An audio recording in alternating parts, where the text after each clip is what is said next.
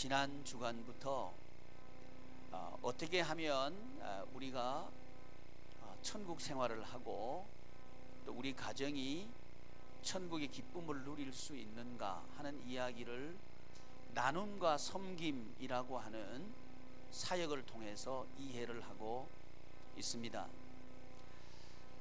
여러분, 우리가 살아가는데 많은 것이 중요합니다. 또 필요로 합니다. 그렇지만 그 중요한 것들 중에 매우 중요한 게 있는데, 그건 뭐냐 하면 내가 어떤 구조로 살아가고 있는가 하는 겁니다. 어떤 구조로 살아가고 있는가. 이 말은 내가 어떤 체제에서 살고 있는가 하는 이야기와 비슷합니다. 만약에 우리가 북한의 체제에 살고 있다면 그 체제에 맞춰야 되겠죠. 그 체제가 요구하는 게 있을 것이고, 그 체제가 추구하는 가치가 있을 것이고, 그 체제가 살아가도록 요구하는 방법이 있을 겁니다. 거기에 맞추지 않으면 살기가 매우 어렵습니다. 또 우리가 대한민국이 아니고 미국에서 살고 있다면 또 다른 얘기가 되겠죠. 가치가 다를 것이고 방법이 다를 것이고 다른 생활을 해야 됩니다. 이것이 체제 또는 구조가 중요한 이유입니다. 영국에서 조사를 한 내용인데, 35세 미만 되는 사람들을 밀레니엄 시대라고 하는데, 뭘 주제로 해서 조사를 했느냐 하면 어떤 계층이 외로운가, 이걸 조사했어요. 어떤 계층이 외로운가, 살아가는데 누가 외로움을 느끼면서 살아가는가, 이걸 조사했어요. 그런데 그 결과가, 흥미로운 결과가 나왔습니다. 인터넷을 통해서 서로 친구를 맺고 또 교제를 하고 빠르게 소통을 하는 시대가 지금 시대거든요. 그래서 사람들은 제각각 말을 하는데 SNS를 통해 주로 이렇게 이야기를 해요. 그 시대가 아마 밀레니엄 시대가 아닌가 그렇게 이해를 하는데, 35세 미만들은 대부분 그렇게 이야기들을 하죠. 말하고 싶으면 뭘 보내요? 문자 보내요. 저 껄끄럽다, 뭘 보내요? 문자 보내요. 말 안 하고 싶다, 뭘 보내요? 문자 보내요. 문자 보내요. 이제 그런 시대 사람들을 하고, 또 65세 이상 되는 나이 많으신 분들, 저는 이 동의하고 싶진 않아요. 65세 이상이 나이 많다, 이게 동의 안 하고 싶어요. 여러분도 그렇죠? 네, 감사합니다. 어쨌든 이 사람들이 조사할 때 65세 이상 되는 분들을 대상으로 조사를 했습니다. 누가 더 외로운가 했는데, 35세 미만 이분들이 나는 외롭습니다 이렇게 응답한 그 비율이 89%가 외롭다 이렇게 대답한 거예요. 100명 중에서 89명이 난 정말 외롭습니다 이렇게 대답을 했고요. 65세 이상 되는 분들이 외롭다 이렇게 응답한 비율은 70%예요. 저는 그 결과를 보고 참 놀랐습니다. 왜 그럴까? 왜 그럴까?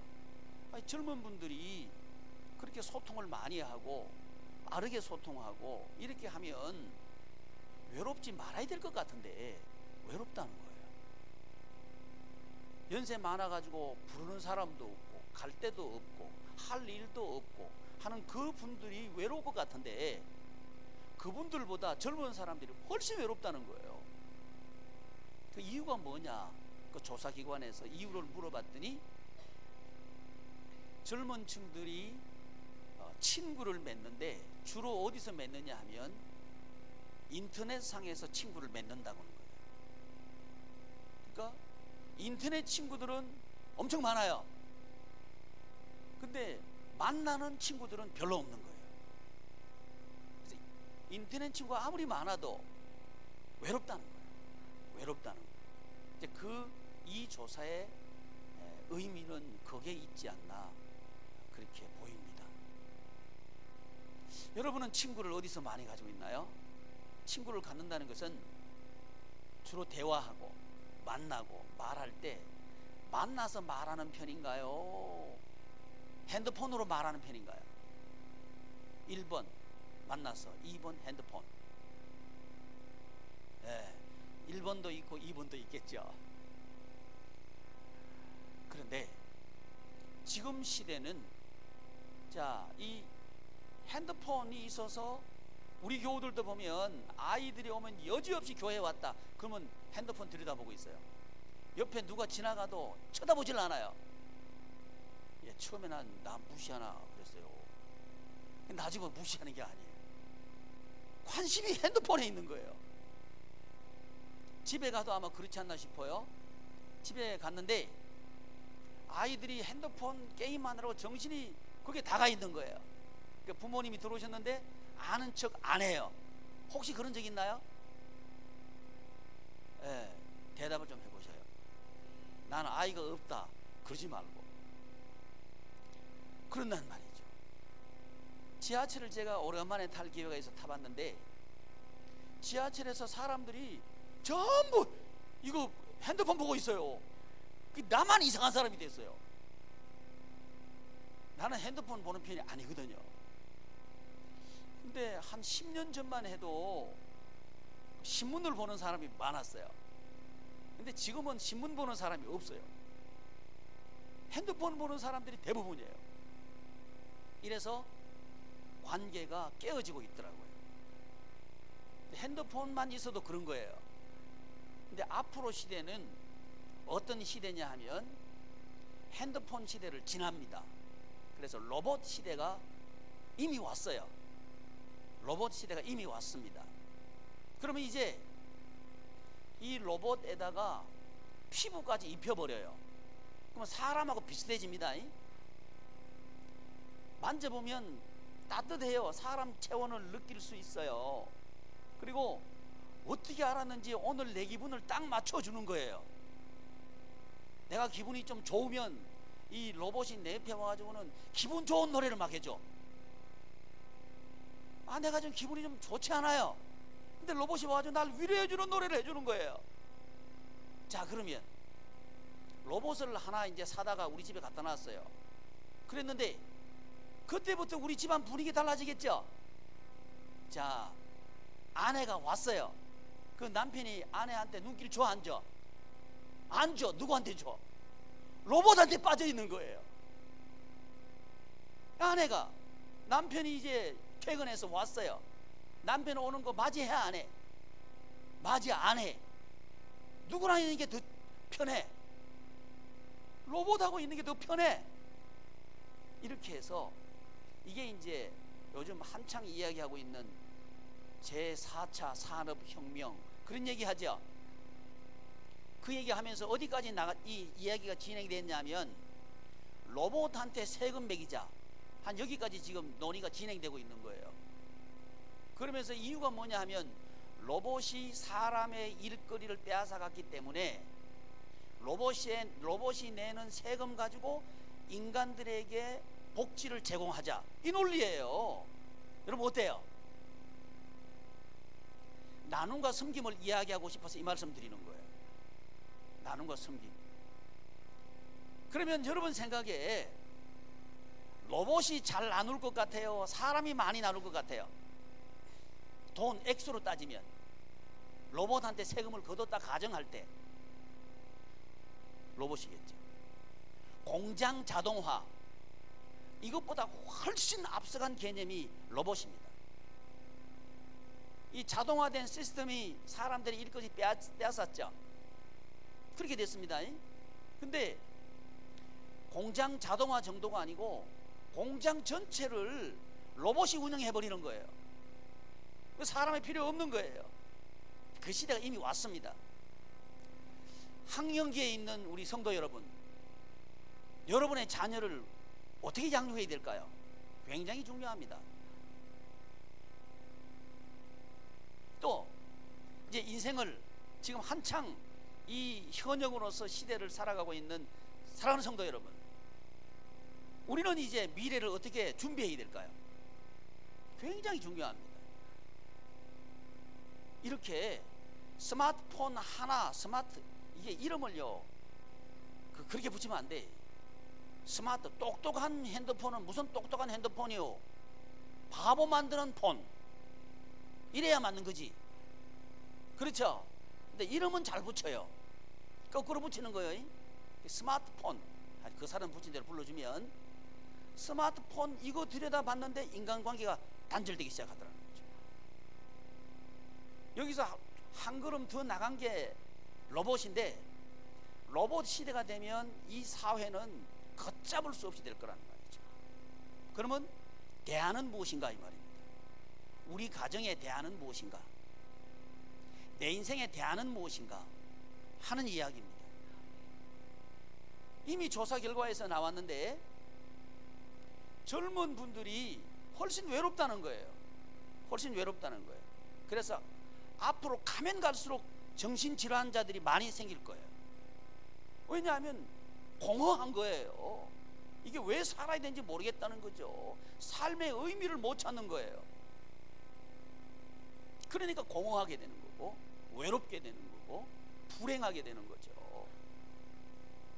그렇다면 대안이 뭐냐 이거, 대안이 뭐냐 이거죠. 지난 시간에 우리가 살펴본 대로 이 세상을 살아가는 인생은 크게 나누면 두 가지 인생이라고 하는 거죠. 하나는 천국 인생이고 하나는 지옥 인생이다. 이렇게 나눌 수가 있다는 거죠. 그러면 이 천국 인생의 증상은 어떤 증상이 나타나느냐 하면 살면 살수록 가득가득 채워지는 증상이 나타나요.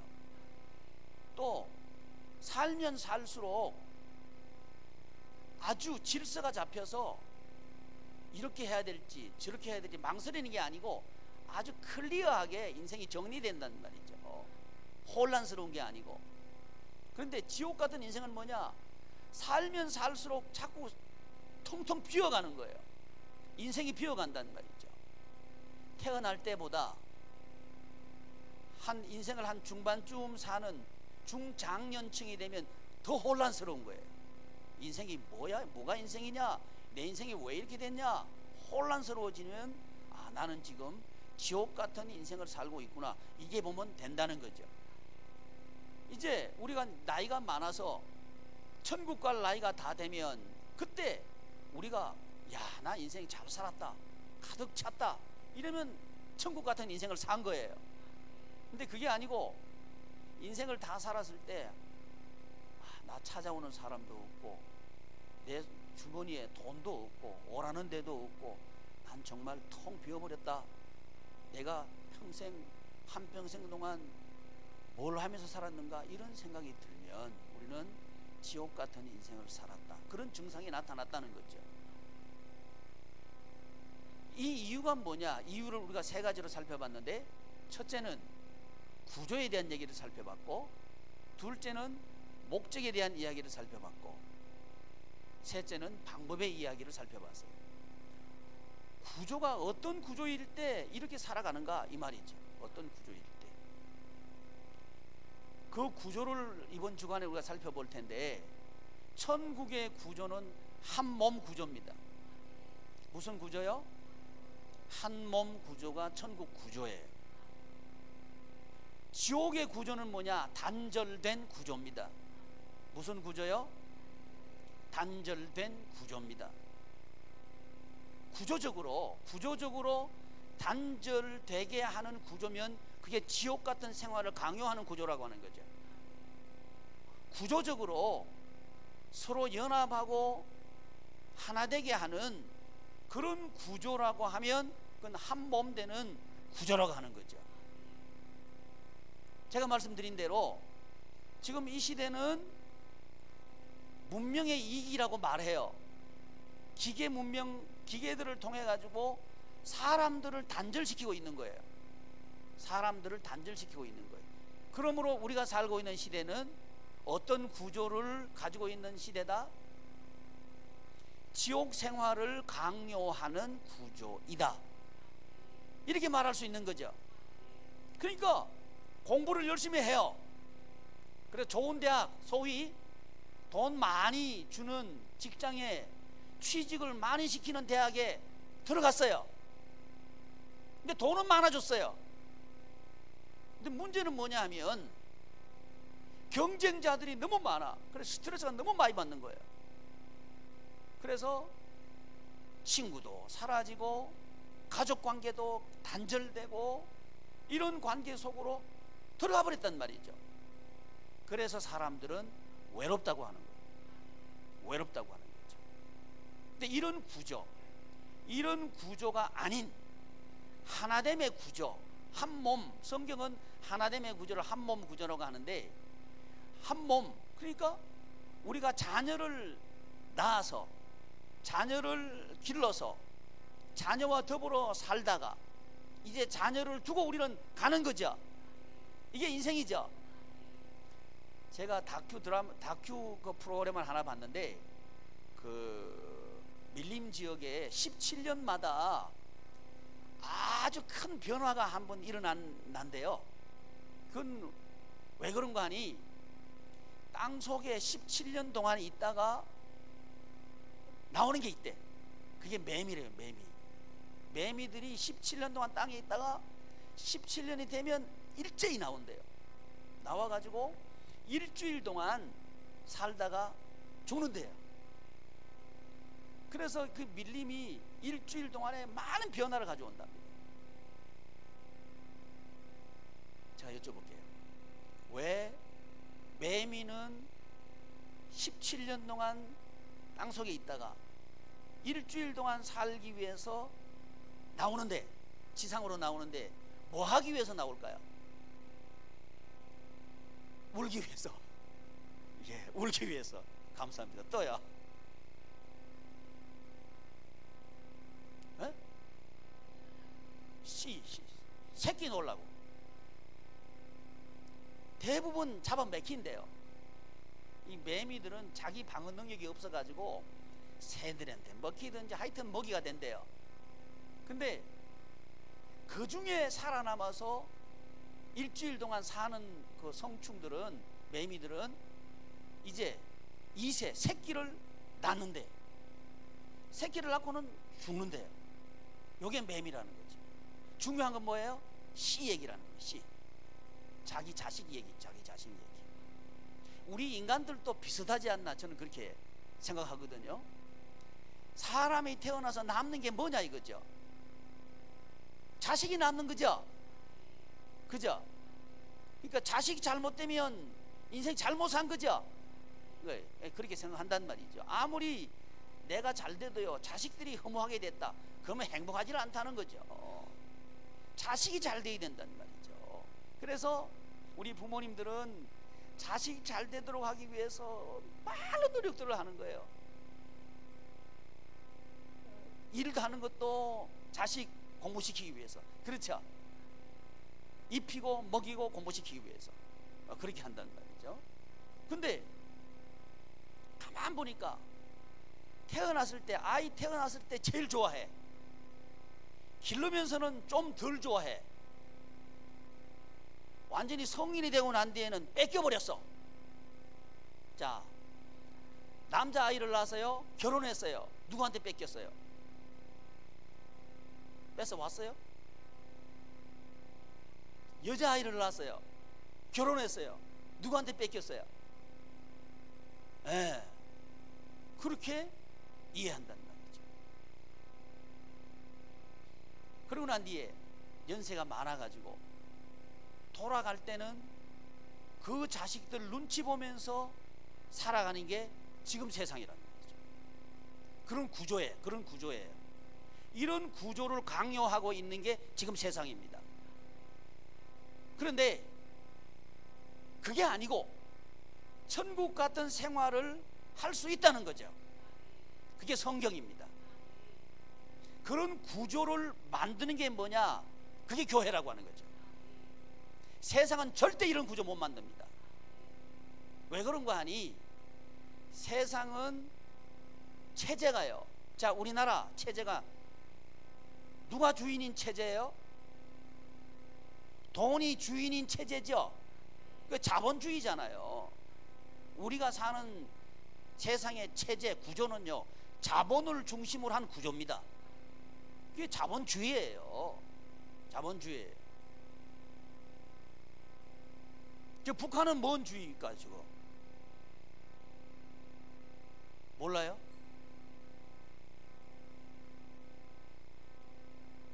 공산 고마워요. 박수. 저거는 공산주의도 아닌 것 같아. 독재주의 같아. 자기 정권을 유지하기 위해서 뭐 혁막 독살하지요. 그래도 막 거짓말하고 잘했다고 막 그러는 사람들이니까 저기는 좀 이상한데요. 어쨌든 저기는 자기 혼자 살기 위해서 다 죽이는 거예요. 여기는 돈 있는 사람들이 주인이죠. 그렇죠? 그러니까 돈 있는 사람이 주인이 되도록 만들어 놓은 구조가 자본주의입니다. 그게 자본주의라고 하는 거죠. 그래서 은행이 서민들 편일까요? 자본가들 편일까요? 자본가들 편이죠. 그 은행의 돈 누구 돈이에요? 사실은 서민 돈이죠. 제가 구조를 말씀드리는 거예요. 서민 돈이죠. 그러니까 자기 돈 맡겨놓고는 쩔쩔매고 있는 구조잖아요. 그렇죠? 아닌가요? 이 구조 속에서는 절대 청소를 못한다는 거죠. 이유가 뭐예요? 주인이 자본이니까 그렇다는 거죠. 또 이렇게 얘기하면 곤란합니다. 자본을 가진 사람들이 주인입니다. 그러면 또 곤란해요. 그 자본 가지고 있는 사람들 혹시 그 자본 가지고 죽는 거 보셨어요? 못 보셨죠? 다 두고 가야 돼요.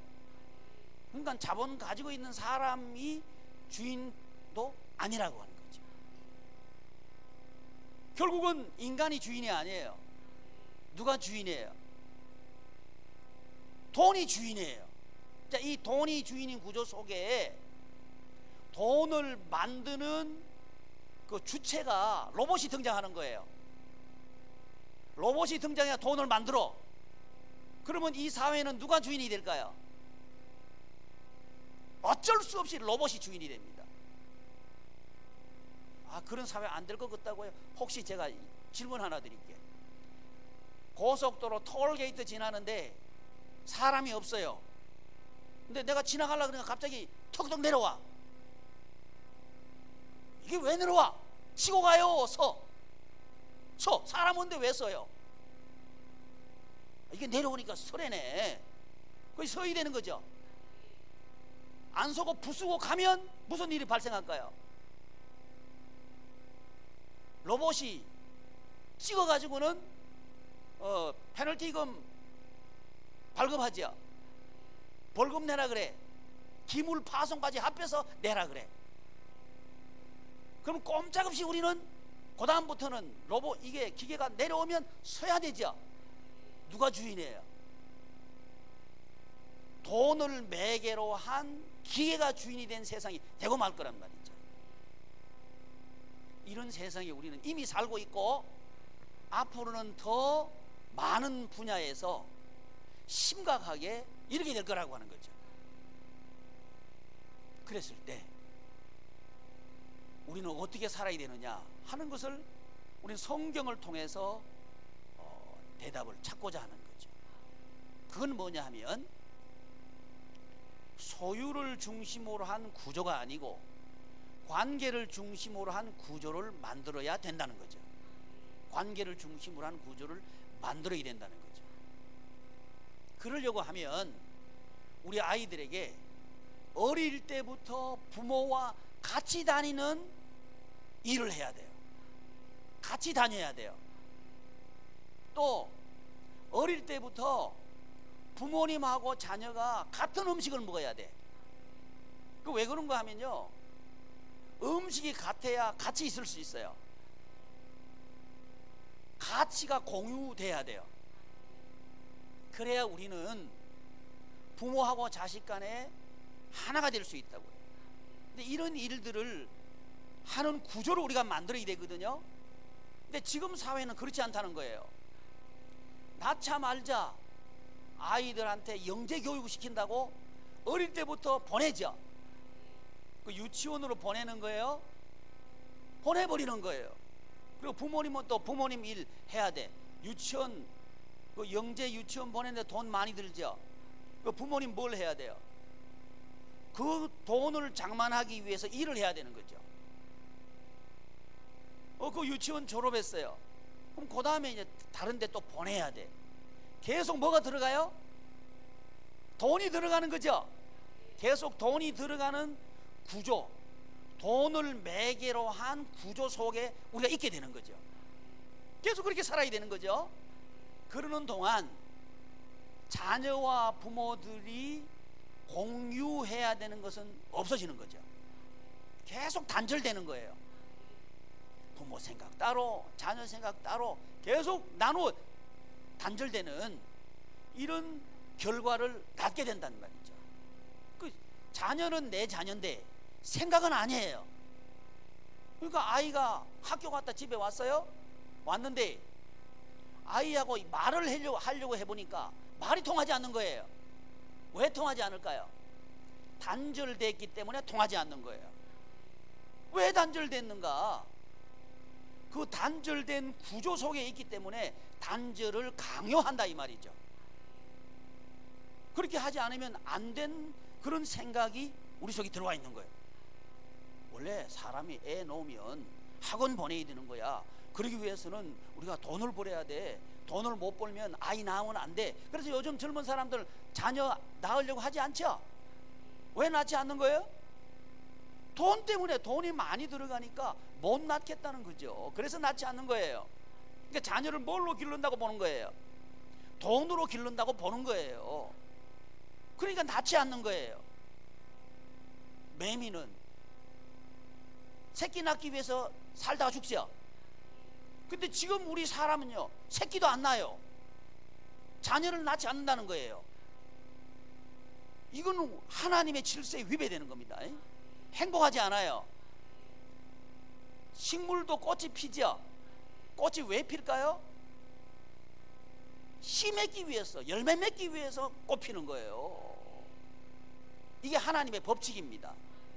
이 땅 위에 존재하는 모든 것들은 새끼 낳아야 돼요. 그리고 번성하는 게 축복이라는 거죠. 그 번성이 축복이에요.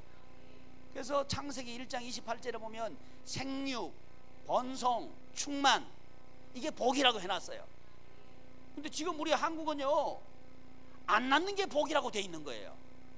이 나라가요, 정신없는 나라입니다.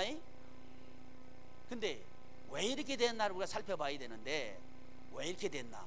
교회가 잘못됐기 때문에 그렇다, 이렇게 진단해야 됩니다. 교회가 교회답지 않은 거예요. 그러니까 세상에 우리 한국의 모습은 바로 교회의 모습입니다. 그렇게 보면 딱 맞아요. 교회의 거울이 뭐냐? 한국 사회입니다. 한국 사회에서 생산 가능한 가임 연령에 있는 그런 젊은 분들이 자녀를 낳지 않는다, 이게 현상이잖아, 그죠? 왜 이런 현상이 나타났을까요? 교회가 전도 안 하니까 그런 거예요. 교회가 영적인 자녀를 안 낳는 거예요. 그게 반영된 거라 이 말이죠. 근데 이 교회가 말이죠, 전도는 아무나 하는 게 아니고 은사 있는 사람이 전도한다고 말하는 거예요. 특별한 사람이 전도한다고 가르쳐 놓고 있는 거예요. 보통 교회들이 그래요. 그래서 특별한 은사 받은 사람, 전도의 은혜 받은, 은사 받은 사람, 그 사람이 하는 거지 아무나 하는 게 아니야, 이렇게 생각을 한단 말이죠. 그런데 이건 아니죠. 최소한 결혼을 하고 난 뒤에 아이 낳는 은사가 있어서 아이 낳는 건 아니죠. 그렇죠? 혹시 내가 아이 낳는데 하나님께 은사 받아고 아이 낳았다, 손 들어 보세요. 나 은사, 아이 낳는 은사 있다. 이건 아니죠. 당연히 그렇게 하는 거죠. 이건 특권입니다. 특권. 그런데 교회도 당연히 교회는 영적인 자녀를 낳아야 되는 거죠. 이게 맞는 거란 말이죠. 근데 한국 교회는 아니요. 한국 교회는 특별한 사람이 전도한다, 이렇게 가르쳐 놓은 거예요. 천국 가면요 하나님께 혼날 거예요. 아니요. 그러면 우리 성도님들이요 천국 생활을 못해요. 교회는 다니는데 천국 생활을 못한다고. 왜 그런지 아셔요? 천국의 주인은 하나님입니다. 인간이 아니에요. 그래서 하나님께서는 우리 보고 뭘 하라고 하셨느냐 하면 생명 살리라고 한 거예요. 생명 살리라고 한 거예요. 이걸 모르는 사람들은 죽어가고 있는 사람이에요. 어떤 체제, 단절된 체제에서 살고 있는 사람들은 죽은 사람이라고 합니다.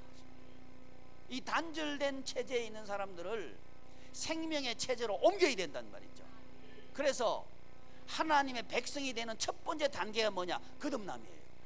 거듭남. born again. 니고데모가요 성경 잘 아는 사람이에요. 근데 이 사람이 성경 가르치는 사람인데 예수님에게 와가지고 묻는 거예요. 어떻게 하면 하나님의 나라 들어갈 수 있습니까? 이건 물었어요. 이거 모른다는 얘기예요. 성경을 가르치는 선생님이 니고데모인데 이 니고데모가 born again을 모르는 거예요. 다시 태어나야 된다는 걸 모르는 거예요. 이 말은 전도를 모른다 이 말이죠. 왜 다시 태어나야 되는가? 이 세상에 단절된 구조에 사는 사람은 죽고 한 몸 되는 구조에 사는 사람으로 태어나야 된다는 거죠. 이게 거듭남입니다. 그래서 이 거듭남은 물과 성령으로 거듭나는 거예요. 사람의 지식으로 거듭날 수 있는 게 아닙니다. 사람의 지식은 단절된 것만 가르쳐줘요. 돈을 벌어야 네가 살 수 있다, 이 말밖에는 못한다고. 그러면서 자기도 지금 텅텅 비어가는 거예요. 그러면서 유산 물려주지 마라, 이런 참 안타까운 말씀만 하고 우리 선배님들이 계시는 거예요. 이건 우리 책임이라고 하는 거죠. 이건 교회 책임이에요. 그래서 우리는요 바꿔야 해요. 어떻게 바꿔야 되는가? 태어났을 때도 행복하고 살 때도 행복하고 죽을 때는 더 행복하고 이런 구조를 만들어야 된다는 거죠. 이 구조가 뭐냐? 한 몸 된 구조라고 하는 거죠. 살면 살수록 살만 나는 구조를 만들어야 된다고 하는 거죠. 이러려고 하면 우리는 먼저 구조를 알아야 된다고 하는 거예요. 한 몸 구조가 도대체 뭔가, 이걸 알아야 된다는 거죠. 구조를 첫째 이해해야 되고, 이 한 몸 된 구조를 만들려고 하면 어떻게 만들어야 되는가, 방법을 알아야 된다는 말이죠. 그래야 우리는 단절된 구조를 청산하고 연합해서 한 몸 되는 구조를 만들 수가 있는 거죠. 한 몸 된 구조를 만드는 구체적인 방법에 대해서는 3부 예배 때 나누도록 그렇게 하겠습니다. 기도하겠습니다. 존귀하신 하나님,